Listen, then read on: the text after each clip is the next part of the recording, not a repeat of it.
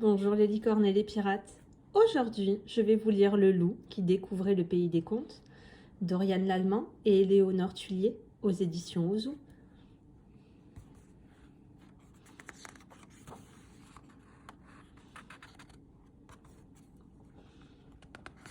Quand Loup se réveilla ce matin-là, le soleil brillait haut dans le ciel.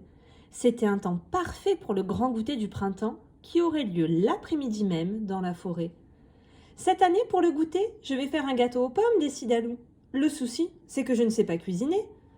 Loup prit un panier et sortit. Dans la forêt, il trouverait bien quelqu'un pour l'aider. Loup marcha longtemps sans rencontrer personne. Enfin, au détour d'un sentier, il tomba nez à nez avec 3 petits cochons qui construisaient leur maison. « Au secours, le loup !» hurlèrent les cochonnets. « Il va nous dévorer !» Dévorer de mignons petits cochons ? Mais pas du tout, s'exclama Loup horrifié. Alors tu vas souffler, souffler, et nos maisons vont s'envoler. N'importe quoi. Moi, ce que je voudrais, c'est cuisiner un gâteau aux pommes. Mais je ne sais pas comment faire. Étonnés, les 3 petits cochons se regardèrent. Et si on lui donnait la recette de Tati Rosette ? Son gâteau aux pommes est le meilleur de la planète. D'accord, fit le plus sage des cochons, mais à une condition, qu'il nous aide à finir nos maisons.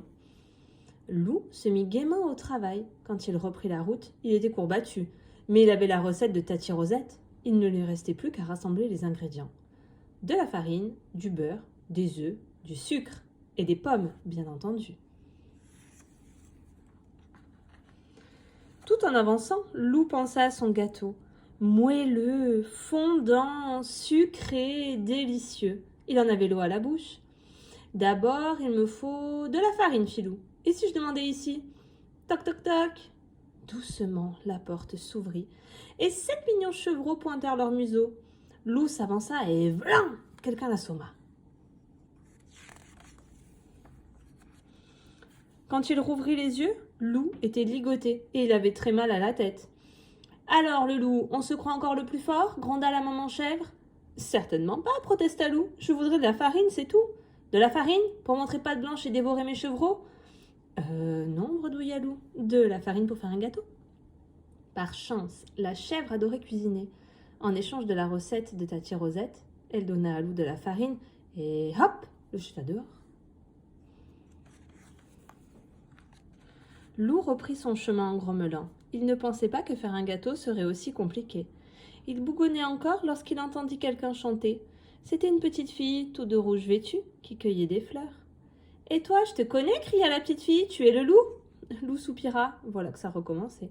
« N'aie pas peur, je ne vais pas te dévorer » fit-elle de sa voix la plus douce. « Ça, c'est sûr » fit la petite en haussant les épaules. « Tu n'as pas l'air bien méchant. » Soulagé, Loup s'assit dans l'herbe près du petit chaperon rouge. Et tandis qu'il partageait un morceau de galette, il lui parla de la recette de Tati Rosette. « Si tu joues avec moi, je te donnerai mon petit pot de beurre pour ton gâteau » lui proposa la fillette. Pendant des heures, Loup joua à chat perché, à cache-cache, au loup glacé. À la fin, il en avait vraiment assez, mais il avait le petit pot de beurre dans son panier.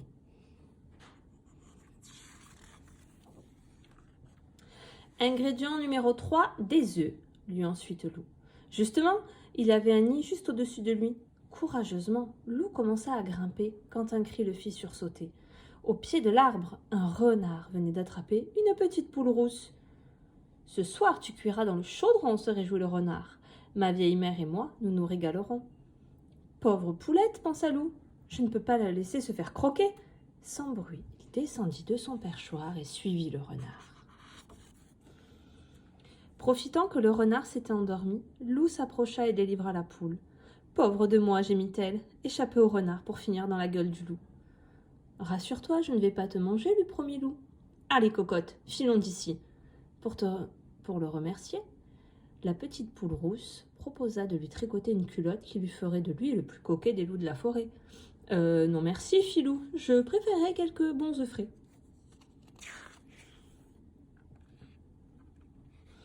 Loup se remit en route. Apparut alors devant ses yeux ébahis une jolie maisonnette, tout de pain d'épices, de sucre et de biscuits. « Voilà qui tombe bien » se réjouit Loup en détachant un morceau de gouttière. « J'ai besoin de sucre pour ma recette. » Aussitôt, la porte s'ouvrit et une affreuse sorcière surgit. « Cric, crac, croc, qui grignote mon logis ?» grogna-t-elle. « Un loup ? Ah ! Je vais le transformer en poulet, ce sera meilleur à manger. »« Certainement pas !» cria Loup terrorisé. Et il se carapata. Loup courut la sorcière à ses trousses. À bout de souffle, il arriva dans une chaumière et s'y engouffra. « Bonjour mon ami » le salua Blanche-Neige. « Qui te poursuit ?»« Une sorcière !» paniqua Loup. « Elle veut me transformer en poulet !»« N'aie crainte, elle ne te trouvera pas ici. Repose-toi près de la cheminée, tu sembles épuisé. » Reconnaissant, Loup s'assit et aussitôt, il s'assoupit. Au réveil, Loup raconta à Blanche-Neige toute son histoire. Le goûter, la recette de Tati Rosette et toutes ces choses bizarres qui lui étaient arrivées. « C'est parce que tu es dans le pays des contes, » lui expliqua la jeune fille. « D'ailleurs, voici de belles pommes pour ton gâteau. » Loup regarda les magnifiques pommes rouges avec inquiétude. « Promis, la méchante reine ne les a pas touchées, » rit Blanche-Neige. Loup le remercia, rassuré.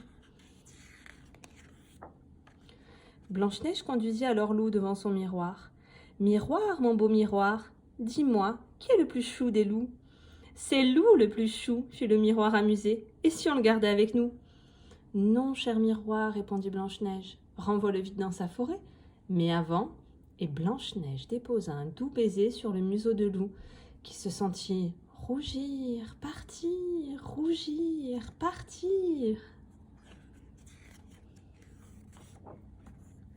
Loup secoua la tête tout étourdi. Il était de retour chez lui. À ses pieds, son panier était bien rempli. « Youpi, j'ai tout ce qu'il faut pour préparer mon gâteau. Vite, au fourneau !» Dans sa cuisine, Loup suivit à la lettre la recette de Tati Rosette.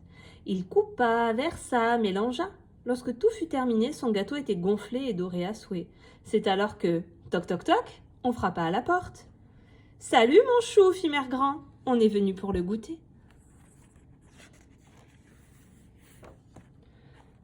C'était l'heure du goûter. Autour de la table, les amis de Loup étaient déjà installés, impatients de se régaler. « Ah, te voilà enfin !» s'exclama Valentin. « Que nous as-tu donc amené ?»« Le gâteau aux pommes de Tati Rosette, fit Loup. Et aussi quelques nouveaux amis. »